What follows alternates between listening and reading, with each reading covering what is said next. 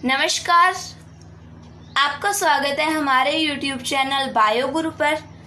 आज का हमारा टॉपिक है सेरिब्रम यानी प्रमस्तिष्क, जो हमारे चैप्टर नंबर 26 का पार्ट नंबर 5 है। इससे प्रीवियस वीडियो में हम पोन्स, मेडुला ऑब्लोंगेटा, डाइएन्सेफेलॉन जो कि फोरब्रेन का पार्ट है, उसका फंक्शंस, उसमें हमने पीनियल ग्लैंड का यानी कि पीनियल ग्रंथि का, थैलेमस ग्रंथि का कार्य पढ़ चुके हैं, फंक्शंस पढ़ चुके हैं। इस लेक्चर में हम सेरिब्रम के फंक्शंस के बारे में पढ़ेंगे, इसे काफी डिटेल से पढ़ेंगे। आज की वीडियो में ओनली सेरिब्रम के बारे में ही आपको पढ़ाया जाएगा। तो सेरिब्रम, आपको पता है सेरिब्रम फोरब्रेन का पार्ट है, यानी अग्र मस्तिष्क का पार्ट है सेरिब्रम। फोरब्रेन के दो पार्ट थे, एक था प्रमस्तिष्क और एक अग्र मस्तिष्क पश्च। अग्र मस्तिष्क पश्च जिसे हम कहते हैं डाइएन्सेफेलॉन। इसमें हमारी 3 ग्रंथियां आई थी, थैलेमस ग्रंथि, पीनियल ग्रंथि और हाइपोथैलेमस ग्रंथि, जिसमें से हमने हाइपोथैलेमस ग्रंथि का कार्य नहीं पढ़ा है, बाकी 2 का कार्य पढ़ लिया। यहाँ ओनली आज हम सेरिब्रम देखेंगे। नेक्स्ट वीडियो में हम सेरिबेलम और हाइपोथैलेमस के फंक्शंस के बारे में पढ़ेंगे। तो सेरिब्रम के बारे में बातें करने से पहले मैं आपको ब्रेन का डायग्राम दिखाना चाहूंगी, जो हम हर वीडियो में लगभग देखते हैं। ये ब्रेन का डायग्राम है। अब इसमें मैंने आपको बताया था कि ये सेरिब्रम है। सेरिब्रम कहाँ पर है? देखिए, मेडुला ऑब्लोंगेटा, पोन्स और मिड ब्रेन, इनके ऊपर एक तरीके से ब्रेन स्टेम है, इनके ऊपर एक फूल टाइप की स्ट्रक्चर है, काफी बड़ी, जिसे हमने सेरिब्रम कहा है। सेरिब्रम किसका पार्ट है? प्रमस्तिष्क, अग्र मस्तिष्क का भाग है। इसमें आपको बाहर जो ग्रे कलर की लाइन दिखाई दे रही है, यहाँ पर कोशिकाएं, न्यूरॉन की कोशिकाएं पड़े रहते हैं। इस कारण ये ग्रे कलर का यानी ग्रे मैटर है, यानी कि जिसे हम कहते हैं धूसर द्रव है। और ये बीच का पार्ट जो आपको व्हाइट दिखाई दे रहा है, यहाँ तंत्रिकाक्ष पड़े हुए हैं न्यूरॉन के। तंत्रिकाक्ष, देखिए मैं आपको यहाँ एक बार और बता देती हूँ, इसे हम कहते हैं सेल बॉडी।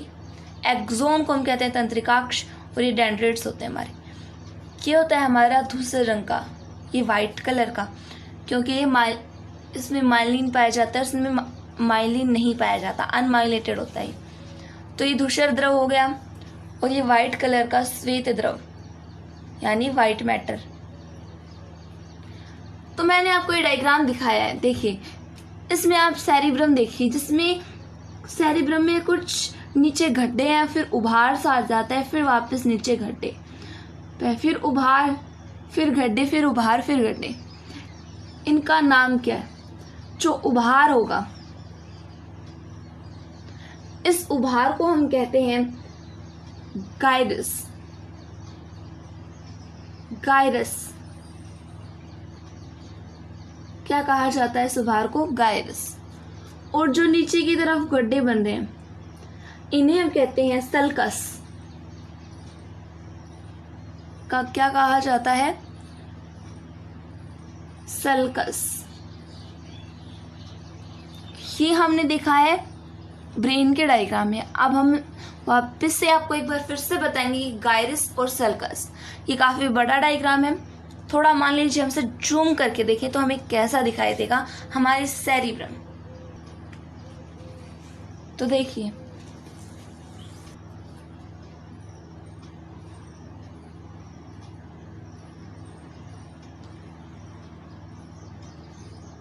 जैसे कि ये है हमारा सेरिब्रम। इसमें उभार को हमने क्या कहा था?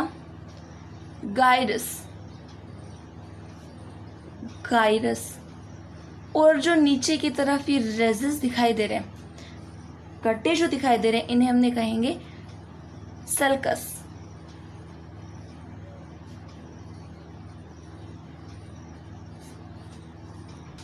अब सेरिब्रम में गायरस और ये सल्कस क्यों होते हैं? देखिए ये डायग्राम है, इसमें इतने गड्ढे और इतने उभार क्यों हैं? आपको पता है जो फोल्डेड एरिया होता है, यानी कि मुड़ा हुआ एरिया, काफ़ी फोल्ड्स होते हैं जिसमें, उसमें ज़्यादा मात्रा में चीज़ें आती हैं। जैसे आप मान लीजिए किसी धागे को, लंबा सा धागा होता है, अगर आप उसे फोल्ड कर दोगे वो कम एरिया में आ जाता है, लेकिन आप उसे खुला ही रखोगे तो काफ़ी ज़्यादा एरिया घेरता है। इसी तरीके से इन हमारे सेरिब्रम में होते हैं कई तरीके के न्यूरॉन्स।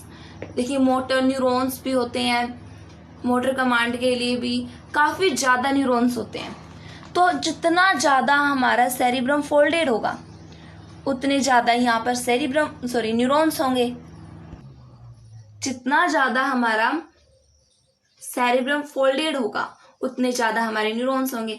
मतलब ये न्यूरॉन को रखने के लिए टेढ़ा मेढ़ा इसलिए होता है। तो इस तरीके से हमारे ब्रेन में जितने ज़्यादा फोल्डेड होंगे हम उतने इंटेलिजेंट होंगे, क्योंकि हमारे पास बहुत ज़्यादा न्यूरॉन्स हैं। और न्यूरॉन्स का आपको वर्क पता है कि ये अलग अलग काम करने में काम आते हैं, अलग अलग फाइल्स खोलने में। अब मैं आपको बताऊंगी ब्रेन के अंदर 3 प्रकार के क्षेत्र होते हैं। ब्रेन और एक बात और, सेरिब्रम, ये हमारे ब्रेन का सबसे बड़ा भाग है, सबसे बड़ा भाग है हमारे ब्रेन का। और सेकंड नंबर पर आता है हमारा सेरिबेलम। यहाँ सेरिब्रम है जो अग्र मस्तिष्क का भाग है, और ये ब्रेन में सबसे ज़्यादा डेवलप्ड है, यानी सबसे ज़्यादा सेरिब्रम है। सबसे बड़ा पार्ट हमारे ब्रेन में सेरिब्रम है, प्रेमस्तिष्क है। तो 3 प्रकार के एरिया होते हैं हमारे सेरिब्रम में। 3 types of area in cerebrum. तो 3 प्रकार कौन कौन से हैं? देखिए, फर्स्ट आता है सेंसरी एरिया, सेकंड आता है मोटर एरिया, थर्ड आता है एसोसिएशन एरिया।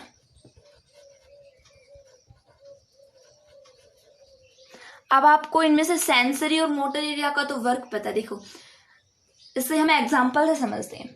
मान लीजिए आपके किसी ने थप्पड़ मार दिया, तो फिर ये सेंस करता है और ये ले जाता है ब्रेन के पास। थप्पड़ जो लगा है ये न्यूरॉन्स के माध्यम से जाता है ब्रेन के पास। फिर ब्रेन में प्रोसेस चलती है, प्रोसेस होती है एसोसिएशन एरिया में, कि भाई थप्पड़ लगा है, बेइज्जती हुई है, वापस थप्पड़ मारना है। वापस थप्पड़ मारने का काम भेज देता है मोटर एरिया के पास।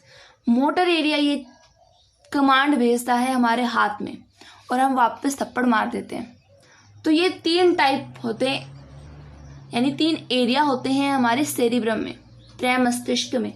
सेंसरी एरिया संवेदी क्षेत्र, मोटर एरिया प्रेरक क्षेत्र, एसोसिएशन एरिया गति प्रेरक क्षेत्र। जो सेंसरी एरिया है ये क्या काम करता है?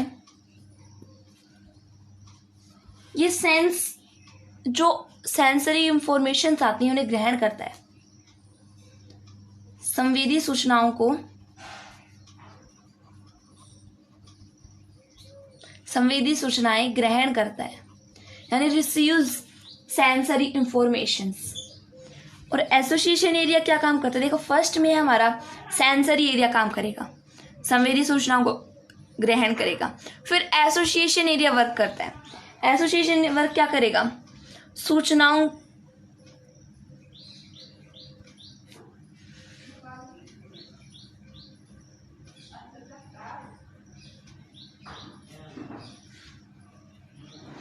सूचना की प्रोसेस करेगा कि क्या हुआ। जैसे थप्पड़ लगा, इसने तो ग्रहण कर ली, ले गया एसोसिएशन एरिया के पास। एसोसिएशन एरिया ने प्रोसेस की, प्रक्रिया की और बताया कि थप्पड़ लगा है, बेइज्जती हुई है, वापस थप्पड़ मारना है। ये बात ही पहुंचाता है मोटर एरिया के पास। अब मोटर एरिया डिपेंड करता है कि भाई मारूं या ना मारूं, मतलब ये कमांड भी भेजता है आगे।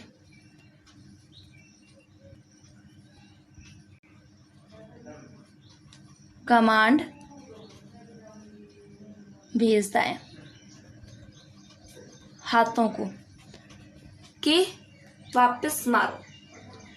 ये 3 टाइप्स ऑफ एरिया होते हैं, लेकिन हमारे सेरिब्रम में कुछ पिंड होते हैं, यानी लोब्स। जैसे मैंने आपको बताया था कि हमारी थैलेमस डिसाइड करता है कि किस पार्ट में, ब्रेन के किस पार्ट में ये सूचना जानी चाहिए, देखने वाली कहाँ जानी चाहिए, फील वाली कहाँ जानी चाहिए, थप्पड़ किसी ने मारा हो, पेन हो रहा हो, वो कहाँ जानी चाहिए, प्रेशर, टेम्परेचर, ये सब डिसाइड करता है हमारा थैलेमस।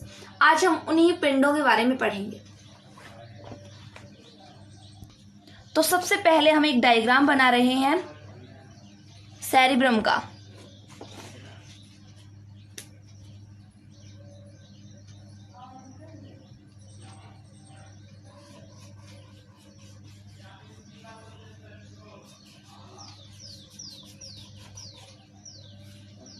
ये हमारा सेरिब्रम है,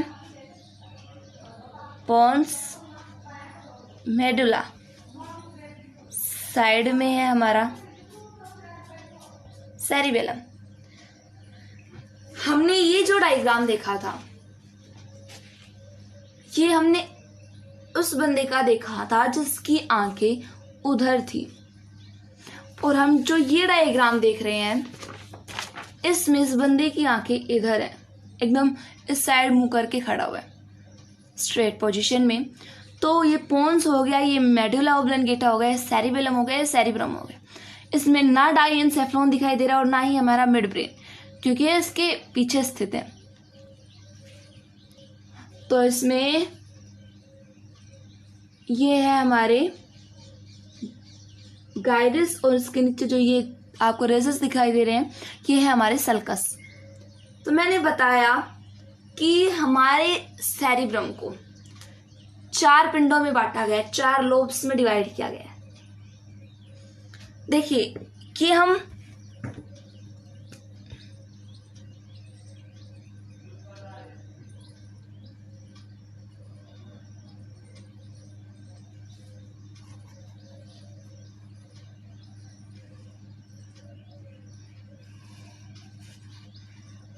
मान लीजिए कोई बंदा है, इसकी आंखें यहाँ पर है, तो हमें ओनली इसका ये पार्ट दिखाई दे रहा है, इस साइड का, उस साइड का नहीं दिखाई दे रहा है। तो ये हमारा हाफ यानी प्रमस्तिष्क गोलार्ध है, सेरिब्रम हेमिस्फीयर है। हमारे आधे प्रमस्तिष्क में, यानी हमारे प्रमस्तिष्क गोलार्ध में 4 लोब है। तो इसी तरीके से उस साइड जो और होगा उसमें भी 4 होंगे। तो टोटल हमारे अंदर 8 पिंड होंगे, 8 लोब्स होंगे। तो देखिए कहाँ कौन कौन सा लोब होता है।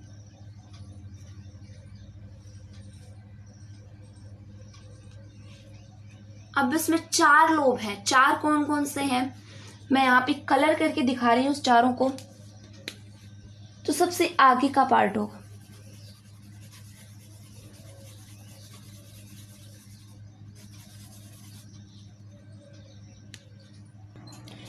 देखिए ये 4 लोब्स हैं, इन सब का अलग अलग नाम है। अब इनके नाम के बारे में जान लेते हैं कि कौन आगे वाले पार्ट को क्या कहते हैं, पीछे वाले को क्या, ऊपर वाले को क्या, और नीचे वाले पिंड का क्या नाम है। तो जो आगे वाला पिंड है इसको हम कहते हैं अग्र ललाट पाली, क्योंकि ललाट ये पार्ट, यहाँ हमारा माथा होता है, ललाट जिसे हम कहते हैं फोरहेड। तो यहाँ पे है हमारा ये आगे वाला पार्ट, इसे हम कहेंगे अग्र ललाट पिंड या फिर पाली भी कह सकते हैं।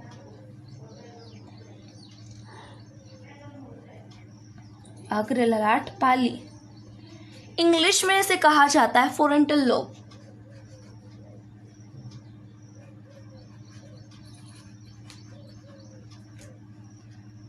अब ये ऊपर वाली जो लोब है इसका क्या नाम होगा। यहाँ काफी ज्यादा लेयर्स पाई जा रही हैं, इस कारण से भित्तीय पाली कहा जाता है।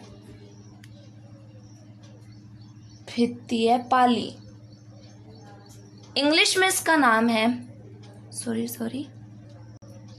Parietal lobe.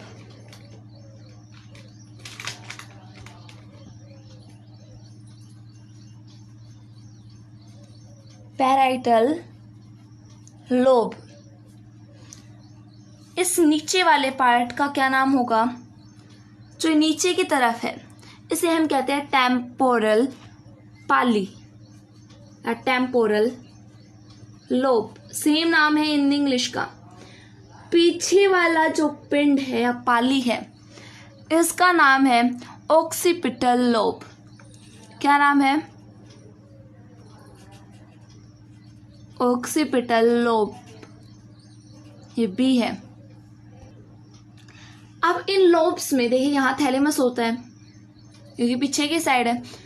यहाँ से तंत्रिकाक्ष आते हैं थैलेमस में। थैलेमस सब डिसाइड करता है कि भाई पेन का है, पेन हो रहा है तो कौन से पार्ट में भेजो? इस पार्ट में। दिखाई दे रहा है इस पार्ट में। सुनाई दे रहा है इस पार्ट में। क्वेश्चन सॉल्व करना है इस पार्ट में। इमेजिनेशन करना है इस पार्ट में। ये अब हम देखेंगे कि कौन से पार्ट में क्या किया जाता है। जो फोरेंटल लोब है और जो पैराइटल लोब है यानी कि अग्र ललाट और भित्तीय पाली, इन दोनों को अलग करने वाली ये जो सल्कस है इसका नाम होता है सेंट्रल सल्कस, केंद्रीय सल्कस। सल्कस यानी कि दरार जो दिखाई दे रही है आपको, इसका नाम है सेंट्रल सल्कस।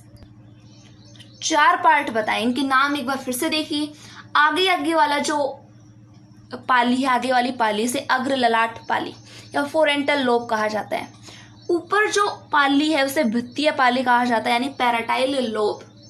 नीचे की तरफ जो पाली है उसे टेम्पोरल लोब और जो पीछे की साइड है उसे ऑक्सीपिटल लोब। तो 4 लोब हैं, इनके नाम आपको याद रखने हैं। कौन कौन सी बताइए?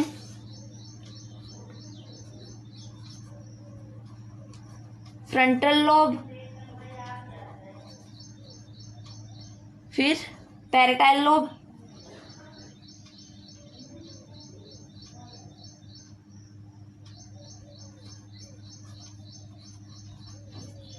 फिर टेम्पोरल लोब,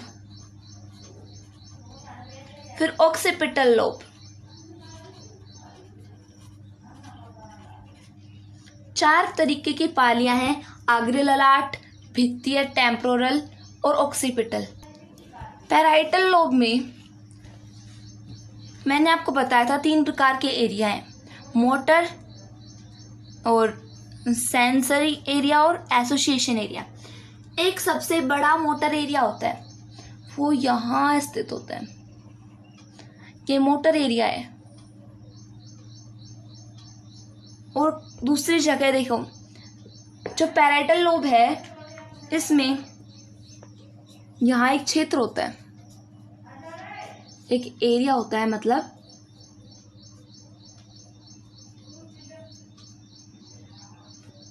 इस एरिया का नाम है सोमैटो सेंसरी एरिया।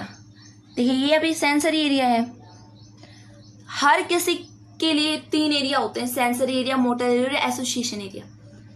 इसका सेंस होने के बाद यहाँ साइड में होगा हमारा एसोसिएशन एरिया। सेंसरी एरिया आता है, एसोसिएशन होगा, प्रोसेस होगी, फिर मोटर एरिया के पास जाएगा और मोटर एरिया कमांड भेजेगा।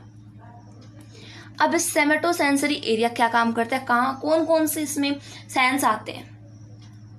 फिर सेंसरी एरिया होगा तो सेम एसोसिएशन एरिया इसी की प्रोसेस करेगा। और जो सबसे बड़ा मोटर एरिया है जो हमारे फोरेंटल लोब में स्थित है, ये यहाँ से कमांड भेजता है। इस सेमेटो सेंसरी एरिया है। अब इसके वर्क हम अलग पेज में लिखेंगे। तो देखिए फर्स्ट आता है सोमैटो सेंसरी एरिया। तो नाम में ही है, ये सेंसरी एरिया यानी संवेदी क्षेत्र है। इसमें ये सूचनाएं ग्रहण करता है। इसमें किस प्रकार की सूचनाएं ग्रहण की जाती है, जैसे कि हीट यानी कोई चीज गर्म हो, ठंड, दाब, ताप और दर्द, इन सब का अनुभव किया जाता है सोमैटो सेंसरी एरिया में। तो देखिए जो सोमैटो सेंसरी एरिया है, यहाँ पे सूचनाएं ग्रहण करता है। मैंने बताया था 3 प्रकार के क्षेत्र बताए थे, जिसमें फर्स्ट था हमारा सेंसरी एरिया। आपको याद हो तो सेंसरी एरिया संवेदीय सूचनाएं ग्रहण करता है। फिर दूसरा आता है हमारा सूचनाओं की प्रोसेस कहाँ होती है, एसोसिएशन एरिया में। तो एसोसिएशन एरिया जस्ट इसके साइड में होता है। हर एक सेंसरी एरिया के साइड में उसका एसोसिएशन एरिया होता है, वहाँ सूचनाओं की प्रोसेस चलती है। फिर ये सूचनाएं भेजी जाती है मोटर एरिया के पास, और मोटर एरिया कमांड भेजता है पहले थैलेमस के पास, थैलेमस से नीचे जाती है। तो सोमैटो सेंसरी एरिया, जहां आपको कोई दाब मिले। ताप का मतलब ये नहीं है कि आपको, जैसे आपने किसी गर्म चीज के टच कर लिया उसे हटाना। ताप का मतलब जैसे कि एनवायरनमेंट में मान लीजिए रूम के अंदर ज्यादा कम तापमान है एसी के कारण, बाहर जाते ही ज्यादा टेम्परेचर हो जाता है, तो वो एरिया सोमैटो सेंसरी एरिया में आता है। सोमैटो सेंसरी एरिया तो क्या वर्क कर रहा है, हमें मतलब कि गर्म चीज का, ठंडी चीजों का, दाब का, ताप का, दर्द का, इन सब का अनुभव होता है हमारे सोमैटो सेंसरी एरिया में। हमारी इमेजिनेशन, हम जो इमेजिन करते हैं, प्रॉब्लम सॉल्यूशंस और क्रिएटिविटी, डिसीजन मेकिंग, हमारी पर्सनैलिटी, हम जो सोचते हैं, इमेजिन करते हैं, जैसे हम परियों के बारे में सोचने लग जाएं। हमने कभी देखा नहीं है परियां, लेकिन हम सोचने लग जाएं परियां ऐसी होती हैं। थोड़ी हमारी सोच से हम थोड़ी इमेजिन करने लग जाएं, और हम टीवी में देखते हैं, उनसे थोड़ा बहुत इमेजिन करके हम सोचने लग जाते हैं कि इतना बड़ा परिलोक होता है, ऐसा कुछ होता है। इसी तरीके से राक्षसों के बारे में, तो ये इमेजिनेशन कहाँ से आती है हमें? ये इमेजिनेशन आती है हमें फ्रंटल लोब के आगे वाले हिस्से से, इस पार्ट से हमें आती है इमेजिनेशन।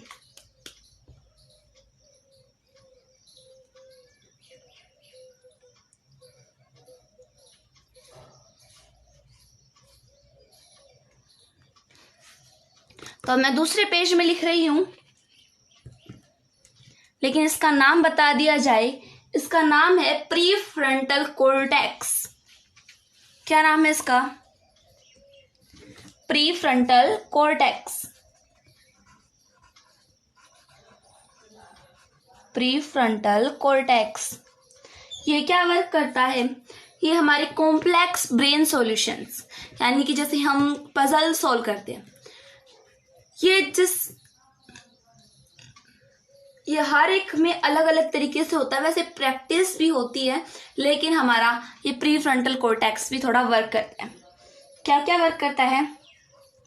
कॉम्प्लेक्स यानी कि जटिल ब्रेन फंक्शंस में, इमेजिनेशन में, प्रॉब्लम सॉल्यूशन में, क्रिएटिविटी में, कि हम अलग अलग चीज क्रिएट कर लेते, जैसे परियों के बारे में।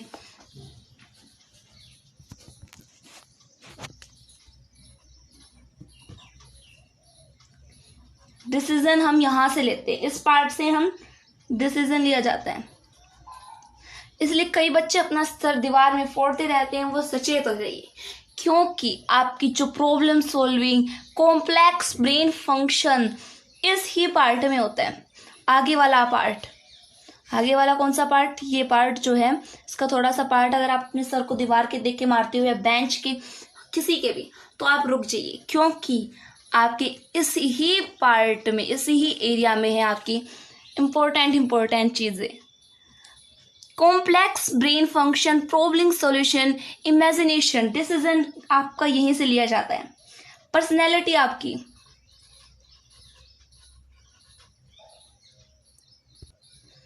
इस तरीके की हर एक चीजें प्रीफ्रंटल कॉर्टेक्स में होती है। हमारी बॉडी की हर एक एक्शन जो हम लेते हैं, जैसे हम हमारी जीभ हिला रहे हैं, टंग मैं हिलाती हूँ, उससे आवाज आती है, मैं बोल रही हूँ, उसके लिए मुझे अपनी टंग हिलानी पड़ती है। तो ये काम कौन करता है? यहाँ पे एक और चीज स्थित होती है, जो हमारे जीभ और हमारी होठों को हिलाने में काम करती है। एक और एरिया होता है, वो होता है हमारा मोटर एरिया।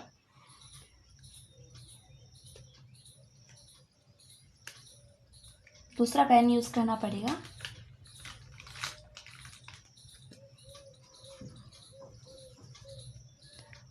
ये होता है हमारा मोटर एरिया। ये एक मोटर एरिया होता है। यहाँ कोई भी सेंसर एरिया, एसोसिएशन एरिया काम नहीं करता है हमारी टंग को हिलाने में। इसके लिए हमारा मोटर एरिया वर्क करता है। इस मोटर एरिया का नाम है ब्रुकोज स्पीच एरिया। इस मोटर एरिया का क्या नाम बताया है, मैं एक और डायग्राम बना लेती हूँ, उसमें हम फिर से क्लियरली समझेंगे। काफी ज्यादा यहाँ पर लेबलिंग हो चुकी है, जगह भी नहीं बची है। तो ये बन चुका है हमारा ब्रेन का वो पार्ट। तो देखिए, इसमें मैंने बताया था frontal area, parietal area, temporal area और ऑक्सीपिटल एरिया।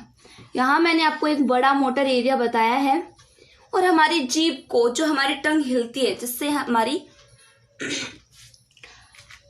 आवाज बाहर आती है, वो यहाँ एरिया होता है। एक मोटर एरिया ही है जिसका नाम है ब्रुकोज स्पीक एरिया।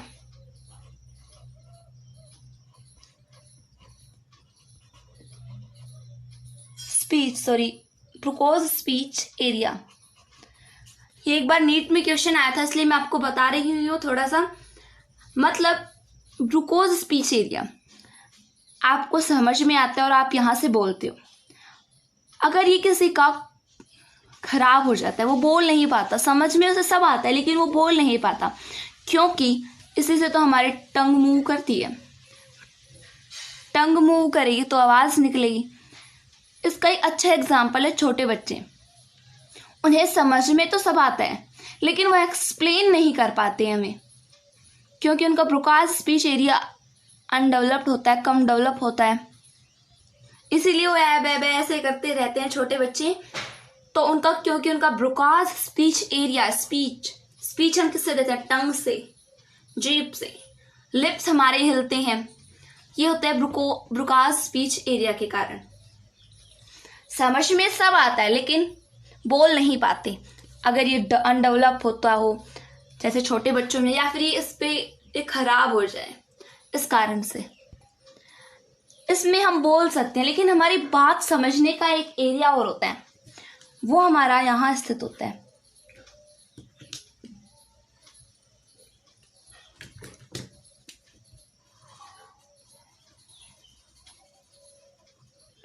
ये एक एरिया है, एसोसिएशन एरिया है वैसे ये। इसका नाम है wrinkles association Wernicke association area. इस एरिया में हमें समझ में आता है कि हम सामने वाला क्या बोल रहा है। जैसे मैं आपसे बोलूं, कल आप स्कूल क्यों नहीं आए, तो आप ऐसे तो नहीं कहोगे यस मैम, नो मैम। आप उसका आंसर दोगे कि मैं क्यों कल स्कूल नहीं आया। तो वो काम करता है यहाँ पर वर्निके एसोसिएशन एरिया। अगर किसी बंदे का वर्निके एसोसिएशन एरिया खराब हो जाता है तो हम क्या बोल रहे हैं उसे ये समझ नहीं आता। हम बोलते कुछ और है, वो रिप्लाई कुछ और करते हैं। उनका ब्रुकोज स्पीच एरिया खराब नहीं हो, वो बोल सकते हैं लेकिन उन्हें समझ नहीं आता कि उन्हें क्या बोलना है। तो देखिए, अगर वर्निके एसोसिएशन एरिया खराब हो जाए तो उन्हें कुछ समझ नहीं आएगा कि आंसर का रिप्लाई क्या करना है। जैसे आप कैसे हो, हाँ मैं इसलिए नहीं आया कल स्कूल, ये कारण बता दिया। आप कैसे हो, मैं दूसरे किसी क्वेश्चन का रिप्लाई कर दे। मतलब यहाँ पर आपके क्वेश्चन की अच्छे से प्रोसेस नहीं हो पाई है। एसोसिएशन एरिया है, सूचना की प्रोसेस यानी प्रक्रिया होती है सूचना की, वो यहाँ अच्छे से नहीं हो पा रही क्योंकि हमारे डैमेज हो चुका है। अगर हमें समझ में आए, अगर हमारा ब्रुकोज स्पीच एरिया खराब हो तो हमें समझ में आएगा कि सामने वाला क्या बोल रहा है, लेकिन हम उसे व्यक्त नहीं कर पाते, बोल नहीं पाते। तो ये हमारे समझने पर डिपेंड करता है। इसी तरीके से यहाँ ये तो हमारा कौन सा एरिया था, टेम्पोरल वाला, और ये ऑक्सीपिटल था। ये हमारा ब्रेन है। इसी तरीके से यहाँ पर हमारी आईज होती है, देखिए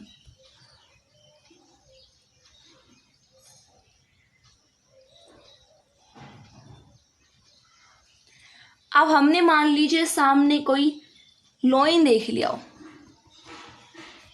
लोइन गया, रेटिना पे छप जाता है उसका उल्टा डायग्राम, फिर यहाँ से दृक तंत्रिका ऑप्टिक नर्व के माध्यम से जाता है ऑक्सीपिटल एरिया में। ये हमारी दृक तंत्रिका से ये जाता है ऑक्सीपिटल एरिया में, सॉरी ऑक्सीपिटल लोब में। वो यहीं से जाएगा थैलेमस डिसाइड करेगा आगे की बातें, यहाँ मैं शॉर्टकट बता रही हूँ।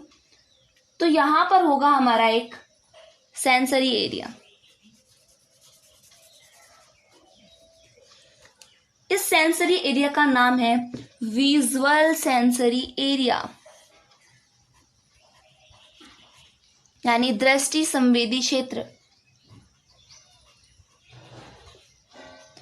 विजुअल यानी हमें दिखाई देता है। मैंने बताया था मिड ब्रेन में आगे के, आप कहोगे कि मिड ब्रेन क्या काम करेगा। देखिए मिड ब्रेन जो यहाँ पे स्थित है कि इससे हमें दिखाई देता है, इससे हमें यह नहीं पता चलता कि ये क्या चीज है, ये तो हमारे सेरिब्रम में ही पता चलेगा।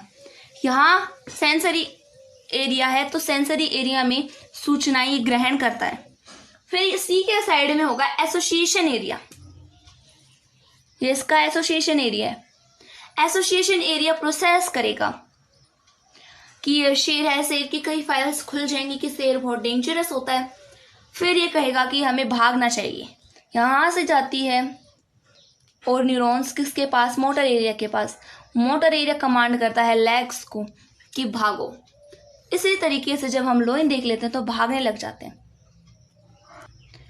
तो ये था हमारा विजुअल सेंसरी एरिया, जिससे हमें दिखाई दे रहा था, यहाँ सूचनाओं को ग्रहण किया जा रहा है। इसके जस्ट साइड में एसोसिएशन एरिया है, जहां पर इसकी प्रोसेस चल रही है इंफॉर्मेशंस की, और ये भेजी जाती है मोटर एरिया के पास। मोटर एरिया कमांड करता है पैरों को भागने के लिए, और फिर हम तेज गति से भागना शुरू कर देते हैं लोइन से बचने के लिए। इसी तरीके से हमारे कानों के भी एरियाज होते हैं, सेंसरी एरिया। कानों का सेंसरी एरिया कहाँ स्थित होगा, इस पार्ट में, टेम्पोरल एरिया में। यहाँ हमारा स्थित है कानों का सेंसरी एरिया, जिसका नाम है auditory sensory area. Sensory area यहाँ पर है तो एसोसिएशन एरिया भी यहीं कहीं होगा। ये है एसोसिएशन एरिया। मान लीजिए आपके कान में किसी ने आगे कह दिया, आपकी तारीफ कर दी कि आप काफी इंटेलिजेंट हो, एसोसिएशन एरिया इसकी प्रोसेस करेगा। ये एसोसिएशन एरिया मोटर एरिया के पास जाएगा नहीं, क्योंकि हमें कोई कमांड नहीं देनी है कि क्या मजाक कर रहे हो तो मैं इंटेलिजेंट हूँ, ऐसी कोई कमांड नहीं देनी। हम सिंपल स्माइल करेंगे। अगर मान लीजिए हमें कह दिया जाए कि यहाँ से भागो, तो ये बात हमारे कानों में पड़ी। कहाँ, टेम्पोरल एरिया में ऑडिटरी सेंसर एरिया होता है। सूचनाओं का संग्रह किया गया, ग्रहण किया गया, इंफॉर्मेशन रिसीव की गई। एसोसिएशन एरिया में उन इंफॉर्मेशन की प्रोसेस होगी, और फिर ये जाता है मोटर एरिया में। यहाँ से कमांड जाती है सीधी लेग्स में कि भागो, कमांड आया है। तो इतना कुछ आपको याद रखना है कि देखना कहाँ होता है, सुनना कहाँ होता है, पेन, टेम्परेचर, प्रेशर ये कहाँ होता है, इंटेलिजेंस ये कहाँ होती है, ये सब आपको याद रखना है।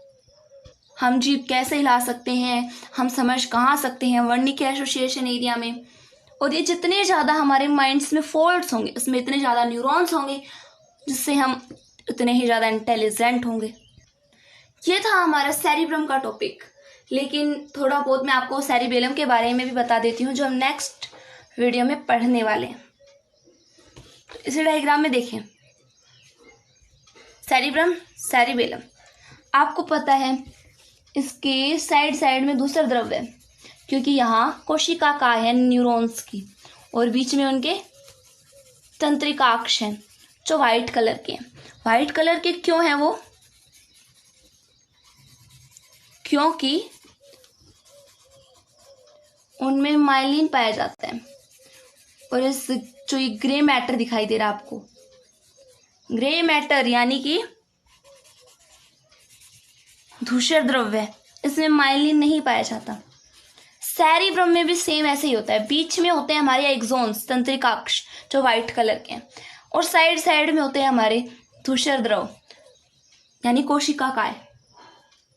देखिए जो सेरिबेलम होता है, इसका मैं अलग डायग्राम बनाती हूँ। देखिए पोन्स, मेडुला ऑब्लंगेटा, सेरिबेलम, ये लाइन नहीं है। आपको पता है हमारा सेरिबेलम जो है ये दो भागों में बटा होता है, एक इस साइड है और दूसरा इसके पीछे की साइड। हमारा सेरिबेलम 2 हाफ्स में बटा हुआ है, एक हाफ आगे की और एक पीछे की ओर। तो देखिए हमें ये अच्छे से दिखाई नहीं दे रहा, तो हम क्या करेंगे, इसे यहां से देखने की कोशिश करते हैं, इसके बीच में से, तो हमें ये ऐसा दिखाई देगा।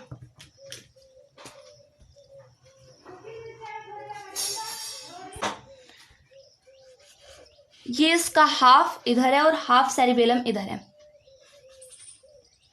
बीच में बिच्छू टाइप का आपको दिखाई दे रहा है, इसका नाम है वर्मिस।